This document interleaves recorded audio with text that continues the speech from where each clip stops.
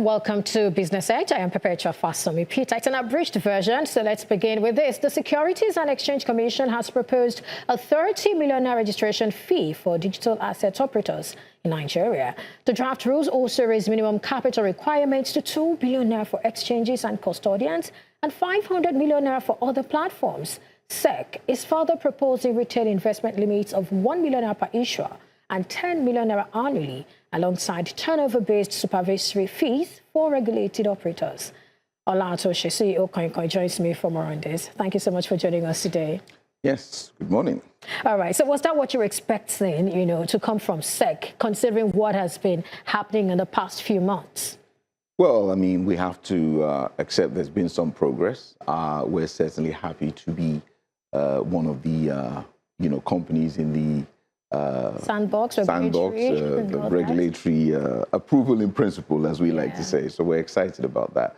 I think one thing I'll say about these new numbers that have come out is I would presume, and I could be wrong, but just stating my view, that they're a barrier for entry, largely because the SEC, to my knowledge, are inundated with a lot of applications.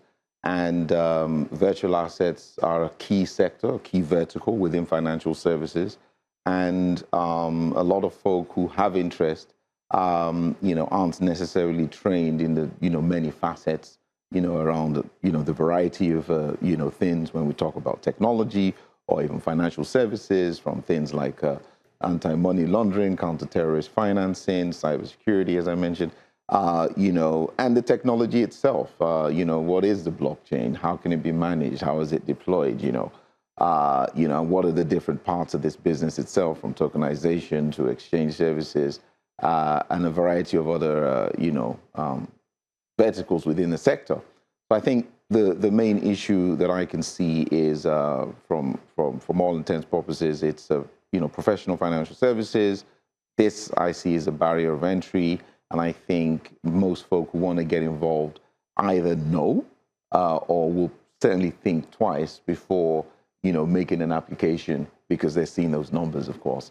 And for those of us who have to, seek, funding to this tune, all we can say is, we're reaching out to the investors across Nigeria, of course, and the world, to look at the opportunity that virtual assets present. It's a $100 billion sector in Nigeria, one of the largest in the world, the largest sector in Nigeria.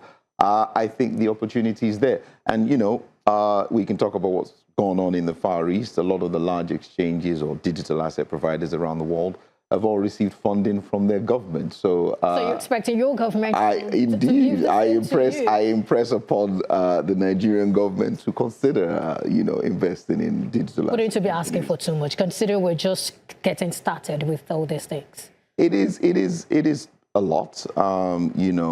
The figure 2 billion share capital, it's too much. I got to be honest. I have no idea where I'm going to get that from, but I'm positive that, there's a lot to gain. If the exchanges, the custodians, or even the, operators who are to pay less, what happens if they're unable to raise these amounts? And some of you have already been admitted into either, the approval in principle or the sandbox and all of those things. What happens to all of you? We have to find it. That's just the reality. So where will that money come from? Are people really interested in investing in that particular sector? Talk about, alternative assets or even digital assets in Nigeria. Has it really gotten to that point where we can begin to name these big numbers? Well, I think from an entry perspective, it's a barrier, as I said, and I think it's in some degree slightly unfortunate. But given that I'm saturated in the space and I'm involved in it in my day-to-day life, we have to look at some other numbers, right? So the stablecoin business in Nigeria, I believe, as of last look, makes up to 67% of the 100 billion figure I quoted earlier. So stablecoin business is big. It's not just within retail. A lot of it is businesses that operate in Nigeria and offshore, folk who want to do business here. Folk who are doing business with the country. Stable coins is seen as a preferred alternative means of value transfer over, the US dollar, which is the international currency, if you wish, reserve currency. Folk prefer the US, the stable coins, which are typically USDC or USDT. And the reason why folk prefer those is they're cheaper to transfer from one wallet to the other, in some degrees safer, and of course it allows for businesses to move quicker. And here in Nigeria, a lot of Nigerians have come to see it as an alternative. As a result, the space is worth, as I said, $100 billion in Nigeria. In Nigeria, we are more than the next 6 countries in Africa combined in terms of volume. So on that basis alone, there's a degree of seriousness required. And of course, if we are to put up, these kind of monies, then the idea is we will be serious. And I think that's the view, that SEC has, that if you can find that money to run this sort of business, then you're going to take the business serious. And, the likelihood of errors and mistakes will be, incredibly decreased. So. Well, what I see with this barrier, I mean, you've already said it's an entry barrier anyway. Don't you think it's going to harm the sector? And are you looking forward to having conversations with the regulator to say, you know what, this amount might be too much. Maybe you don't understand how this, maybe you wouldn't want to use that for your regulator to say you don't understand how it works. But maybe we need to do something more to sort of make the money easier for, these exchanges, these operators to raise. Yeah. So, I mean, one thing I'll say is that, the Securities and Exchange Commission, they have a lot of understanding in the space. They've been on it for a number of years. We've been working with them for a number of years. They're very well versed, in what digital assets are. And they're certainly bringing a lot to the space right now. I can say that that's my first-hand experience. But that said, in line with your thought, yes, it's expensive. And whether it's a barrier of entry, again, I can't quote anyone, but I can mention what I've heard. 80% of the applications they received have come from folk who really don't understand what's going on, right? They don't understand the basis of financial services. And I think, from their perspective, they're like, okay, well, we have to find a way to, get to those who are serious, and the 20% that we need to see more of that. Perhaps this is one way of doing it. But that said, for those of us in the sandbox, and I can't speak for everyone, there is concern because, a lot of us are out there trying to reach investors, and it's difficult. And one of the things I say is this opportunity that's presented itself in this common era of money, in the future of money, I would like to think that Nigerians should take the advantage. A lot of us are being forced to speak to investors offshore, which is just the way things go. But personally, I would encourage Nigerians to take advantage. There will be a boom in this space. A lot of things will be going on chain. We can talk about the world of real world assets, equity on chain, bonds on chain. All the typical traditional financial assets will be moving on chain.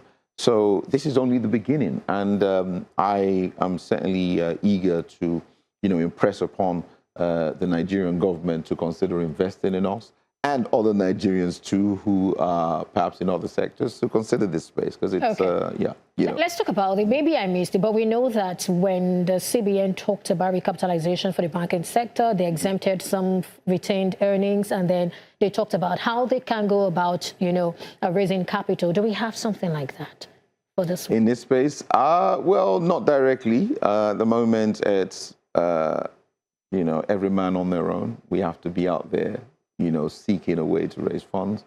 And some of my direct colleagues. What you should do, what will be, admissible and what will not be admissible. Well, the one thing I can say is that whoever we raise funds from, we would have to vet. So they would have to go through the standard KYC or KYB.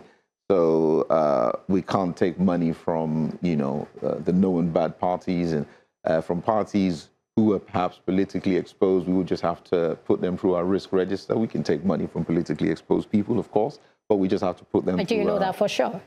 We can, but we just have to put them through a risk rating register, which is in essence what we do. Even if you come onto our platform and you're trading or you're depositing your funds, we need to know who you are. We need to understand your patterns of trading. If things change, we need to risk rate you. So we risk rate everyone, including politically exposed persons. So There is no barrier for entry for anyone who wants to invest, to my knowledge. But again, it's up to those maybe of us it's a missing detail that would be maybe unveiled later.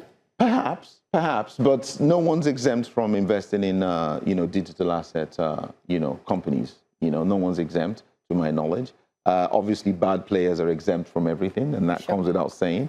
But, everyone else is welcome, and we would, obviously, would vet everyone. But, again, as I mentioned earlier, whether it's the private sector, even banks who would like to be involved in this space, they're welcome to invest in. I see you're conversing. Let's move away from that. Let's talk about the 1 million naira limit for retail investors, and it has, I think, 10 million, and all of those things. I would think that that's aimed at protecting investors from losses and all of this. But let me get your thoughts on that. I would agree. So it's a pattern that we see around the world. There's a limit. It's normally a term limit. Perhaps $1 million a month or whatever it may be. To, in essence, protect the investor. It's investor protection. So they're not going all in on any particular digital asset.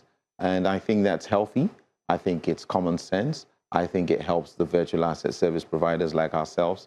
And it's something that we would suggest anyway as part of, what we do. We cap limits that, retail can either invest in over a particular period of time.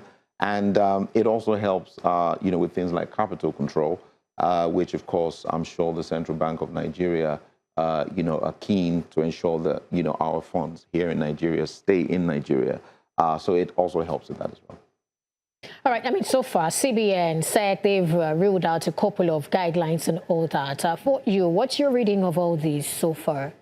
Well, on the back of the president's executive order, last month, I think, all the agencies obviously taking it very seriously. The guidelines are not just there for VASPs like ourselves, but they're there for the general public. And the idea really is, to ensure that this sector is safe for everyone, right? So that's number one. And of course, it is a $100 billion sector. We are a nation, and taxation is a thing. So part of those guidelines is to ensure that, in line with what other nations are doing, that there's a fair share of taxation, which is applied, which I would like to say, because nobody really we haven't actually talked about. I'm not sure I've had that conversation with you. So what do you think about the tax and all? Well, I compare it to what's going on in other parts of the world. So in Denmark, in Canada, and in the United Kingdom, they have taxes on crypto that goes up to 30%. Here in Nigeria, I hear it's 1%. So I'm like, oh, God, if I had crypto, I'll keep it here. And I'm just saying, we invite international players to benefit from the Nigerian framework because the reality is taxation here is better, number one. And number two, I think the NRS guidelines are still new. I think, we need some time to really understand the patterns of trading. And I think it will be worthwhile for us to gather some data first, maybe 6 months to a year, see what it's like, and then maybe the taxation process can start. But that's my view. I feel that, again, like I said, in comparison with the rest of the world, it's very fair. So. Okay, so moving forward, what do you see? Well, I think, to be honest, I think 2026 for Nigeria for digital assets marks a new era for crypto. We have this framework in place, and I think the safety the framework brings to VASPs like ourselves and also to the general public, it's an opportunity for folks to invest safely. And I also think it's an opportunity for, a lot of things to move on chain. Access to everything and anything is now possible. So you can think of an asset anywhere in the world, whether it's land, whether it's soft commodities, anywhere in the world, it's moving on chain. So you can own anything you want. And this is where we're moving into. And I'm excited about it because this is the beginning. All right. Thank you so much, Ola Atose. It's been a pleasure speaking with you today. Thank you very much.